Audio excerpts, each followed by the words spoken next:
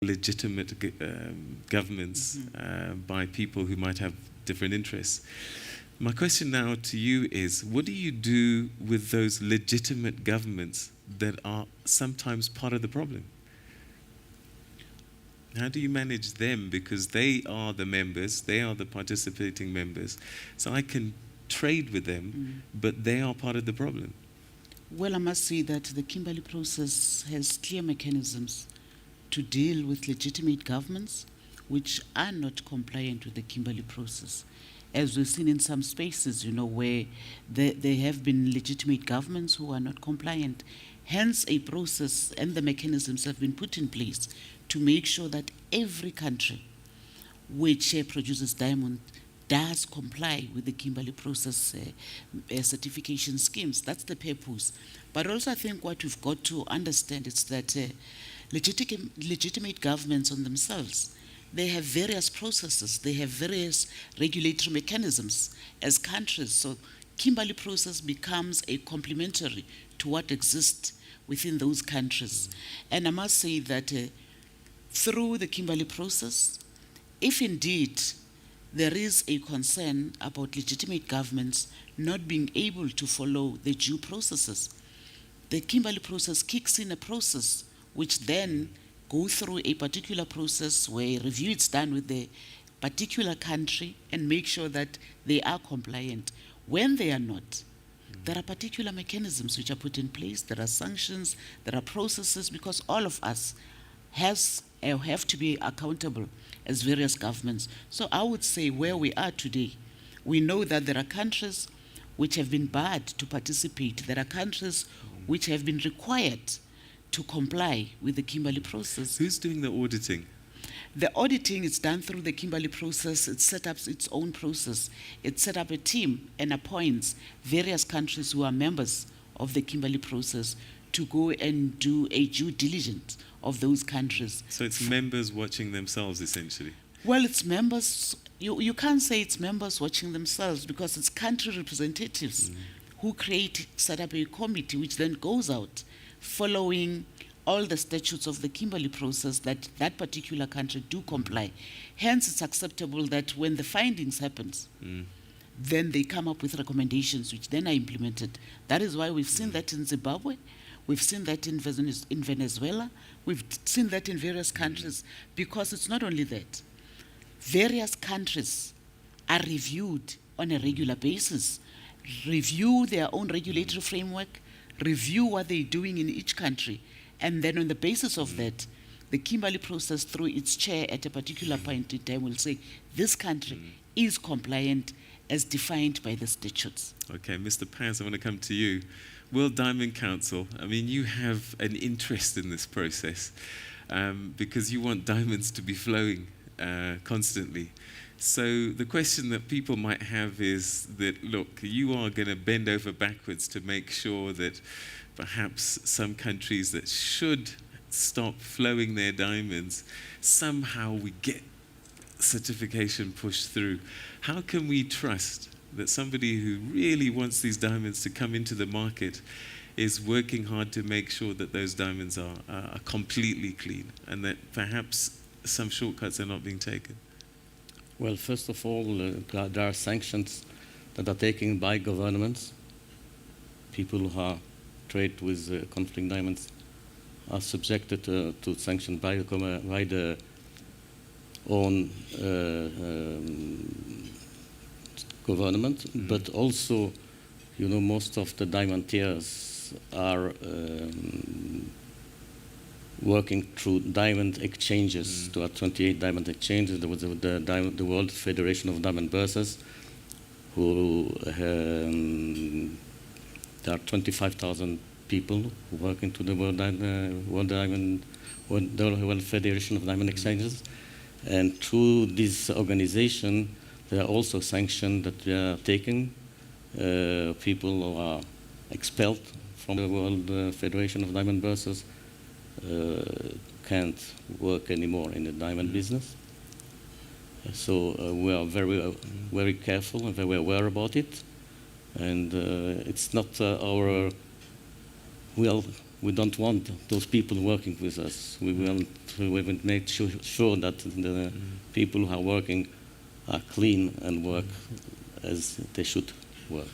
Mr. Mtusi, we're hearing a very compelling case for the Kimberley process. Apart from the definitions that you want changed, is there anything else that concerns you? Because otherwise, it sounds like we're doing not too bad. Yes, there are several other issues that we are concerned about. Minister Shabangu talked about the review visits.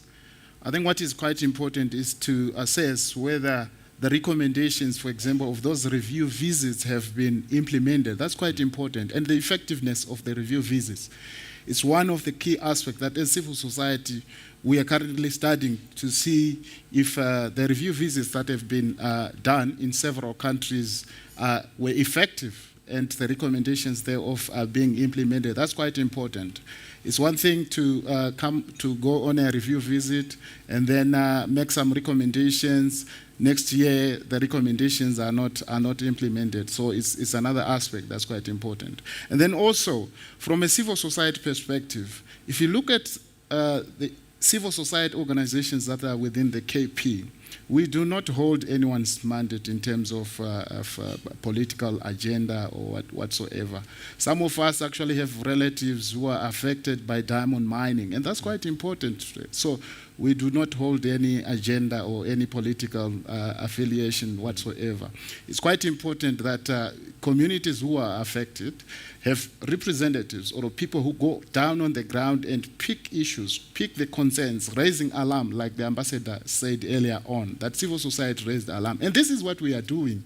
We are not creating situations where of violence where it doesn't exist. We talk about real issues. So it's quite important for the role of civil society to be recognized. And then also the other aspect is around, that we are concerned about, is around enforcement and compliance with internal control measures that are normally put in place by the governments themselves through laws, right? So the KP has got minimum standards, and then it also has recommendations, right? So as civil society, we are saying there's need to improve compliance with those internal control measures that have been put in place by different countries. We have situations in West Africa where compliance with internal control measures have weakened, and that's why we are talking about a regional approach. So those are the kind of issues that we are raising within the Kimberley process. Ambassador Nhlavo? I think it is correct to recognize one truth, is that you are dealing with diamond-producing countries which are at different levels of development, including the state institutions and the capacity to comply. And one of the reasons about the review system is to ensure that they are able to comply. And you review the state systems, the functions of the different state organs that have a role in this whole process of certification, as to where the challenges are, some of the difficulties that they might have. Some countries request to be reviewed. It's a peer review system. They request to be reviewed so that they can be checked as to how far they are with their compliance. And if there are challenges that they are faced with, there's an element of solidarity that kicks in. Those who have the capacity to help do help those countries. Now in this continent, as you know, many countries, when they got their independence, inherited weak constitutions and weak states. There's still a whole process of state building. I'm not talking about countries that have gone through conflict, where state machinery had collapsed and have to be rebuilt. And part of the contribution that the Kimberley process can do in the countries that have gone through conflicts where diamonds have been identified as one of the drivers, one of them, not one of the drivers, we can be able, through these compliance requirements, to assist in the restoration of the capacity of the state to perform certain functions which will be of benefit in other things, like revenue collection, for instance. This certificate has to indicate the value And the trade is done through the customs. They collect revenue from that. So it means their revenue system must be up to scratch. Their customs regime must be up to scratch. Indirectly, that is a contribution we make. We don't legislate. Countries are expected to legislate to ensure that everything is done legally within legislative framework and regulatory frameworks. And it is upon those countries to do their best. And they've got to be assisted, taking into consideration their historical conditions and the challenges that they faced in terms of capacity to govern in general and the specific demands of the Kimberley process in regulating the flow and the import and exports of their diamonds. All right, okay. We're going to unpack quite a bit more of that. You've raised a few questions, certainly in my mind. But after the break, we're going to come back and we're going to go to the floor and start getting some of the questions that have been raised by our panelists here. And then we'll also check up and see what your thoughts are at home. All of that still to come. Stay with us. All right, if you have a question, now's a really good time to get the questions to me, because we're going to come to the floor now and get your thoughts and hear what you're saying. Raise your hand. Let's get the questions from you. I'm sure that something has been inspired from what we've heard just now. Raise your hand. Let's collect the question from you.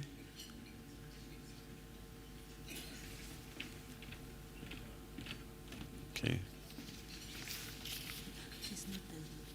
The new age has once again bucked the trend with a stupendous growth of 64% year on year in its readership against a newspaper industry growth of 1%. Launched less than 3 years ago, the new age is the only national daily newspaper to have shown growth over the past year, as reported by the latest AMPS figures. We thank you for helping us grow. Get your copy of The New Age for a fresh perspective on news. You're all being terribly polite to each other. This is a conversation. Feel free to say.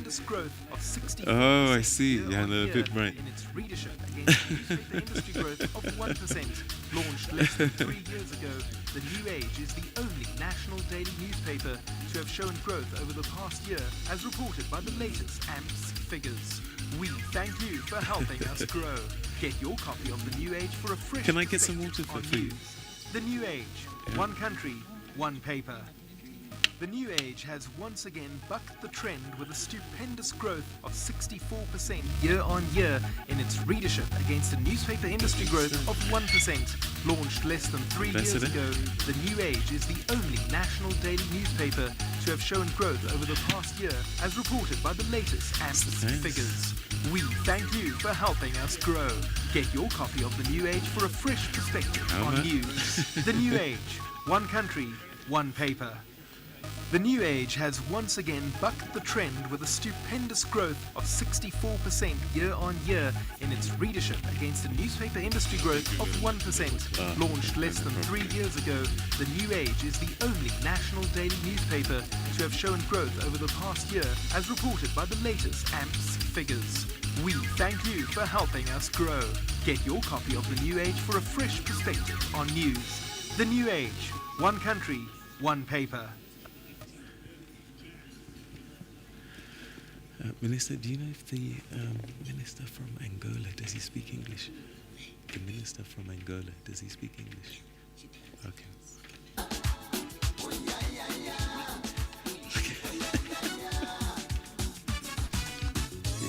China.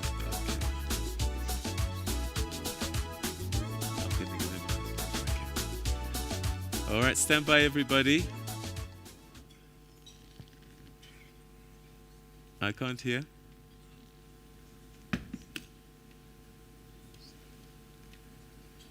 Right, welcome back. We're starting to get questions from you at home, as well as the audience that we have here, to talk about the Kimberley process, conflict diamonds, blood diamonds, they've been colloquially known as well, and the efforts that are being made to make sure that these diamonds aren't ending up on those diamond rings that you are buying and other jewelry. Let's just get a few comments that have come through from on Twitter. Rose Padayachi, in fact, says Tabiso Lietsetso says, most SA-rich mines are surrounded by poverty-stricken informal settlements and townships. How can we avoid another Marikana? It's not quite what we're on, but I do think that it has to do with this whole development question. And perhaps, I don't know your thoughts, Minister, about diamonds and making sure that they contribute to the development process. Well, I must say that, Peter, the question raised is quite important and critical. I think what we also need to be cautious about as South Africans, we can't continue harping on Marikana as if we rejoice on what happened. It's a tragic situation which happens, and we've got to move beyond that. Hence, our regulatory framework intends to address those issues. That's why we have social labor plans, which brings mining companies to make sure that they contribute towards the development of neighboring communities. And we also have to be mindful, too, that we have a history in South Africa where mining was not contributing towards socio-economic development of ordinary people, and we've changed that. And it's only now when we passed our regulatory framework in 2004, in recognizing that they've got to contribute towards the development of the economy, including diamonds. So there's no individual commodity which is excluded in terms of its corporate social responsibility within our communities. And what we've inherited from the past, it's huge. So therefore we are in the process of addressing those issues. That is why you find various companies, when you look at it now, it's different. You know, on Monday, African Rainbow Minerals distributed about 27 million to various communities. And it makes us proud because it's companies then who recognizes that they have a social obligations to improving the quality of lives to ordinary people. So that also enhances and complements what the Kimberley process is all about. It's a recognition of how do we make sure that profits are not being shipped out, but they also develop those communities. So I'm just saying that the mining industry, where we come from and where we are, it's different from the past. Okay. And its sole objective was to create a balanced society. And as South Africa, and I think with all other African countries and diamond-producing countries, we recognize that if you look at the African mining vision, one of its objectives is to make sure that communities are changed through the mining industry. That's why in December, as African mining ministers, we'll be meeting in Mozambique to really say, how do we change the quality of lives of our people? Because we can no longer continue like mining used to do in the past. We agree, we accept, we are in a different environment. Okay, Mr. Vance? I believe that the Kimberley process has done much more than what it was created for. Kimberley process create an ethos that diamonds are important for the well-being of African countries where the diamonds are mined. Until a few years ago, the rough diamonds were exported from most of the countries as rough diamonds. Since a few years, diamonds are manufactured in Africa, in many countries here. The fact that last month the DTC has moved the main selling of the diamonds from London to Botswana it means something incredible. Until I'm a trader, I'm a manufacturer. Until a few years ago, I was looking to London. Today, I'm looking to the Southern Africa. So we have to recognize the side effect of the Kimberley process. Okay, well, let's go to our tables now, and we'll continue to hear from you at home. Table number 8, Sipamandla Zondi. You have a question. Table 8. Thank you very much. I wanted just to raise the question with regards to the the fact that while in the past 10 years the Kimberley process has done very well and has achieved a lot of things, a number of issues have been identified as issues that need to be worked on, and that includes the deficiencies with regards to institutional capacity, continuity between the chairs, the fact that it does not have its own independent repository of knowledge and data, and decision-making processes and so on. I wanted to find out what has come out of the discussions about the ongoing reforms within the Kimberley process. And the last one, I wanted to find out with regards to Zimbabwe, given what the chair of the Kimberley process said at the opening of the meeting here, pleading that the other countries that have imposed sanctions on the diamond industry in Zimbabwe to remove those sanctions. I wanted to find out what processes are in place to engage in that dialogue so that to address the concerns of those who still feel that the diamond industry in Zimbabwe should not fully trade. Thanks. Okay, so I think Ambassador Nhlapo, if you could address your thoughts. And I think we've got the Minister of Mines from Zimbabwe as well. You can also share your thoughts with us if we can get you to get a microphone to you, so that we can understand what's happening in Zimbabwe. Because as you know, the European Union, or you may not know, but the European Union has lifted sanctions on Zimbabwe's diamonds, but the Americans have continued with their sanctions. So clearly there's a divide in thought about what the state of play is inside Zimbabwe. Let's unpack that a little bit, Ambassador. Yeah, now that the minister will be doing that, I'll just reflect a little bit on it because it's in reference to the statement that we have made. When the Kimberley process started getting involved in the issues that we raised around the mining area of Marange, and in response to it, the Association of Diamond Producing Countries took the initiative to assist a member state who is Zimbabwe to respond to these challenges and to find the best possible way of dealing with those issues. And in the process, the Kimberley process also got involved in this issue because there was an issue about the diamonds that are being traded. That's how the Kimberley process come into the picture. It took 3 years of discussions and involvement in an issue which was essentially not supposed to be a problem directly that the Kimberley process should have been spending that amount of time and energy on, but it was important and critical to do so. In the process, which is not acknowledged, Zimbabwe allowed a situation where it could be reviewed. It allowed it.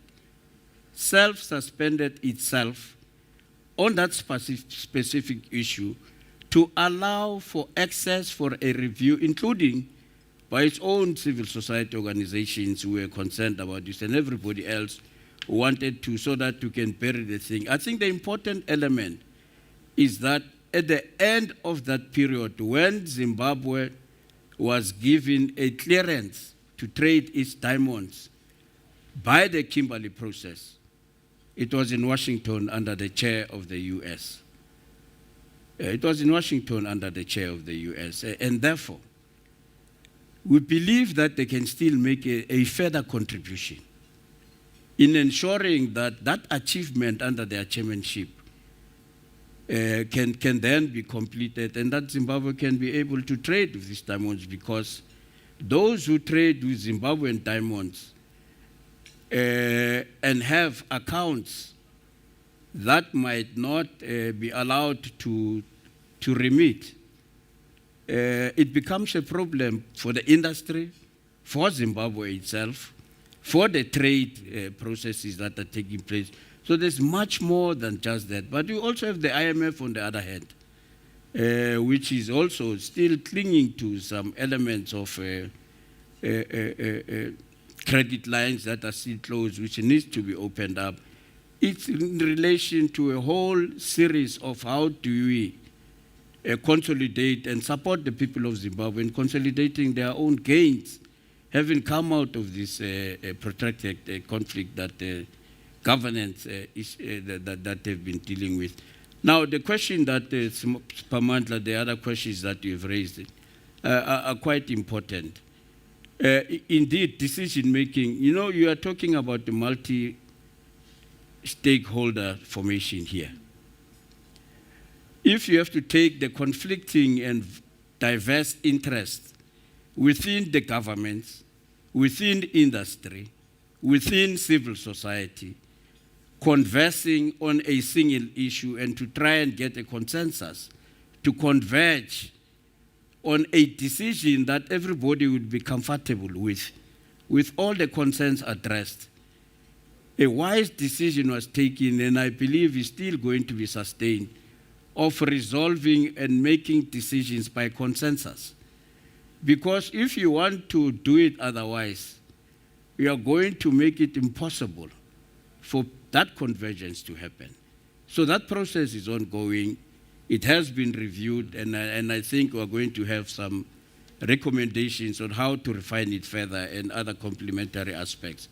The other issues that we have also raised, I think if you study the communique, you'll discover that those issues had also been subject of very serious discussion in reviewing how their own internal mechanisms have been working, how we can improve the manner in which we work, so that in the end we can ensure that we do everything that we do better.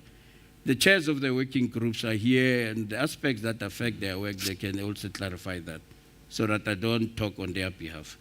All right. Minister Chidakwa from Zimbabwe, let's talk a little bit about your perspective on what's going on here. You've got the Americans saying one thing. You've got the European Union saying that you've done enough. A year ago, former President Thabo Mbeki says that he was concerned that Zimbabwe's diamond industry had fallen under the control of a predatory elite. And just, I think 2 months ago, former Finance Minister Tendai Biti wrote a letter to you, and he warned you. He says you need to understand fully and destroy the infrastructure of diamond arbitrage controlled by a local international mafia whose bases range from Zimbabwe to Beijing via Israel and Lebanon. And he says that you'll be dealing with a mafia that is militarized, vicious, uncompromising. This is quite a serious accusation by someone who was inside the seat of government, former finance minister, and he was also concerned about not getting all the revenues from the Maranga diamond fields coming into treasury. So America is saying one thing, the EU saying one thing. What is the situation in Zimbabwe? Thank you. Let me begin by expressing our gratitude to you for giving us this opportunity to speak. But let me also express our gratitude to the European Union for their move in removing sanctions on ZMDC, which is our company that manages or is a shareholder in the companies that do diamonds in Zimbabwe.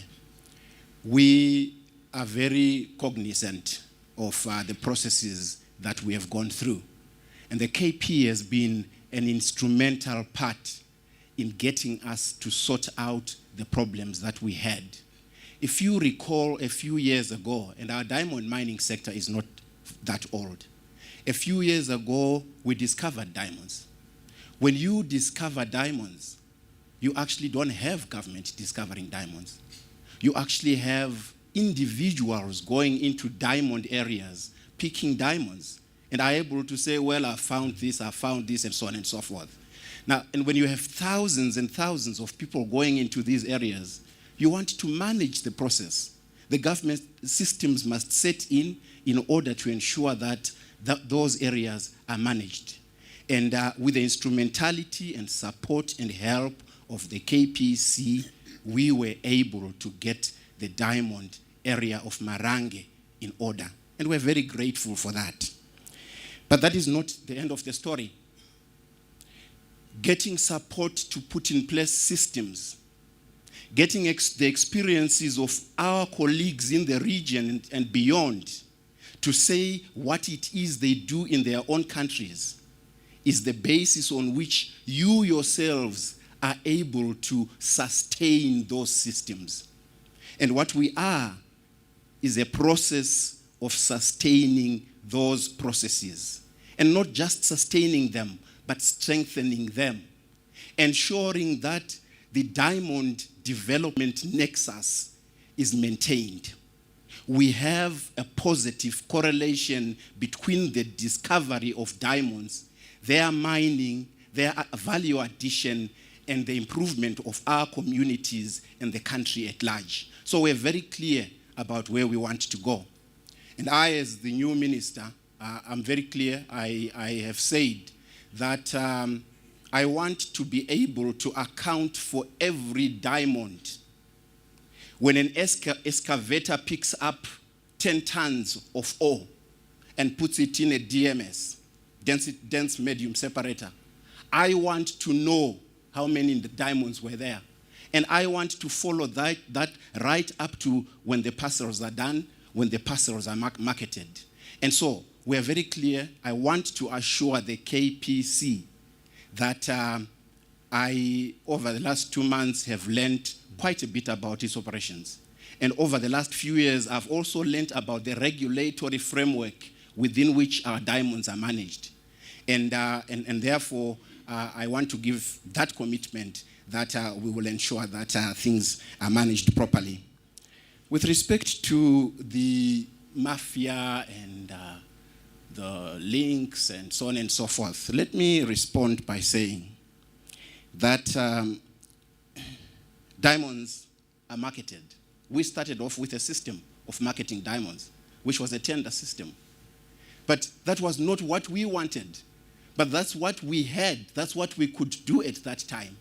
But with the removal of sanctions by the European Union on ZMDC, immediately after that removal, we received a delegation from Antwerp, Belgium. We sat with them. They told us how best to market diamonds, and we said we were very grateful to listen to this. We immediately sent a team to Belgium, which spent some 7 days in Belgium, learning about how to market diamonds in such a way that they conform with the international mechanisms of marketing diamonds. So when you move from the production side and you move to the marketing, you look at the logistical issues. Right now, we're looking at the logistical issues. How, in a secure manner, do we ensure that our diamonds move from Zimbabwe, from Marange to Harare to Belgium in that secure system? And I am very confident that the information, the expertise that we're getting from Antwerp will enable us to ensure that that doesn't happen. Now, with respect to the US sanctions, we continue to call on them to remove the sanctions. Firstly, because the sanctions are US sanctions. They are American sanctions. They are not UN, United Nations sanctioned sanctions. And therefore, within the context of international law, they are illegal. The legality of sanctions is determined not by the source, not by the fact of a country making those sanctions. It is determined by a UN securities committee sitting and saying this country deserves sanctions. But we don't have sanctions imposed by the United Nations. And so we call on the US to lift the sanctions so that we are able to deal with them, to deal with the rest of the world. We're an open nation. We're a small nation. We intend no fight with anybody. All we intend is to build good relations and good relations with all countries across the world. So we would hope that this can be done. But yes, we are determined. Yes, we are proceeding. And yes, we will ensure that all revenue accruing from diamonds in Zimbabwe. And by the way, the advantage that we have is that we own 50% of the companies that are mining diamonds in Zimbabwe. And therefore, it is to our benefit to ensure that the 50% plus the royalties accruing from the diamonds, plus every other tax that is paid, goes to the fiscus, to the Consolidated Revenue Fund, so that it funds the budget, so we can build roads, so we can build bridges, we can build the kind of infrastructure that is consistent with a country that is so richly endowed. And so we are clear about that. I've had discussions with the Minister of Finance. We have met with the IMF and the World Bank. I have made exactly the same commitment. And let it be clear to those that are outside the system that we are determined and will not be deterred by whoever has got mafia-ish ideas to come to us. We want a clean system that ensures that we benefit. I thank you. All right, Minister, just before you sit down, perhaps one point of clarity. Former Minister Tendai Biti was concerned that not all the revenues that Marange was producing was getting to Treasury. What's going to be different now? The first thing is, there is a huge expectation from diamonds. When you hear the word diamonds, you hear money. Not just money. You hear significant, large sums of money. That's what you think about. Now, let me just go back to our mining. We have alluvial diamonds in Zimbabwe. And alluvial diamonds with an 85, 15% ratio between industrial and gem. And those in this room are clearly aware of the low prices of industrial and the high prices of gem. Now, if you have a 15% gem, you therefore should not expect the same amount of money as somebody who has got 85% gem. But that's not the story. The story is that we have a combination of both gem and kimberlite. But because gem is the alluvial is easier to mine, our mines have tended to go alluvial because it's easy and it's low cost, and you get money quickly. But the position we have taken now is that we want them to mine responsibly by doing both alluvial and kimberlite. By going kimberlite, we are also increasing the amount of gem that we expect, so that our gem will now be 80%, and while the industrial will be 20%. So we expect much more revenue to become available. But secondly, having looked at that production system that yields us better results, better grades, we now look at the marketing. We have done our marketing on a tender system on the basis of small boys, because the big guys have not come to us because of the sanctions. So we've been selling to small boys. But now we have been given the opportunity to sell to the real boys. Okay. And because we're selling to the real boys and girls, we expect to make money, and we were assured that they guarantee us the kind of returns that is commensurate with the quality of our diamonds. Minister, thank you very much indeed. Okay, so Ambassador, Minister, we have a situation here now, and I'm just wondering how you resolve it, because you've got Europeans saying one thing, Americans saying another. You're all members, and you all agree. As you said, there was a resolution passed by the Kimberley process in Washington. What happens now then? Can American traders trade, or are they not allowed because their government says you're not allowed? What do you do? Is this a stalemate between the Kimberley process and the American government? Well, you're throwing me into politics. I've been involved in it, so I won't be shy to pronounce myself. I've been ambassador of South Africa to Washington, and I've engaged them on a number of very contentious political issues. So if they hear me say, they won't be surprised on some of the other things that I might say. There is a law that was proposed by two senators, Todd and Frank, which governs a whole range of sanctions. And there are specific circumstances in which the US responds in a particular way and gives itself the right to make a determination on how to deal with international issues generally, and even countries on matters that are specific to their own interests, as they say it, and what has come to be known as American exceptionalism. I think this is what is part of the problem, because there are international systems that govern this thing, and all of us subscribe to them, be it social, political, financial, military, security, or otherwise. This exceptionalism creates a problem and encroaches into everything else, including in this particular case. Imposing sanctions on a unilateral level as a sovereign state against other sovereign states, despite whatever the UN might be thinking about it, or all other international systems of governance that exist, it's a problem. But it's a problem that the American people will also have to address, because at times it creates serious bottlenecks for them. Even amongst themselves, by the way, within that Congress, they do make it impossible for their own administration to do certain things. So for that to be reversed, you have to engage Congress. And for Congress to yield, they have to get something out of it.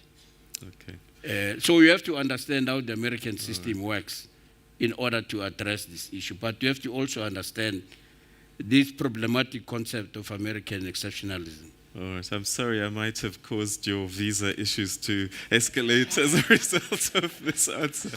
But let's go to Kenny Masobe, table 16. Kenny Masobe, table 16. Good morning, everyone. The only question that I really wanted to ask is, I understand that diamonds are actually beneficiated outside of South Africa, basically out of Africa. What systems are they putting in place to ensure that a proper beneficiation is done internally? It benefits all the people who work around the area, like your SMMEs. It ensures that all your developing, jewelers and diamond cutters actually get a perfect share of good quality diamonds. Thank you. Okay, who'd like to address that? Minister? Just to, on the issue of South African situation, in 2011 we passed a beneficiation strategy for all our commodities to deal with exactly that particular issue, because diamonds, platinum, and all other issues were not beneficiation or were partly beneficiated in South Africa. So we have passed a policy and adopted it. About a month ago, we had invited all those with interest within the value chain of the jewelry industry. Because when you deal with diamonds, you can't deal with them just as diamonds. You've got to look at the value chain from source to consumer. So we had a forum where we're discussing how best do we make sure that we beneficiate all our mineral products, especially which are linked to the jewelry industry. And part of that, we also recognize for us to be a successful country, we also have to look at the skills which are required in that space, because if we continue to talk about beneficiation without creating skills, it's about a pie in the sky. We'll never be able to achieve that. So the basics for a successful beneficiation process, it's about making sure that you skill our people across the board. We move away from a space where beneficiation was meant for some and not all the rest. That will therefore add value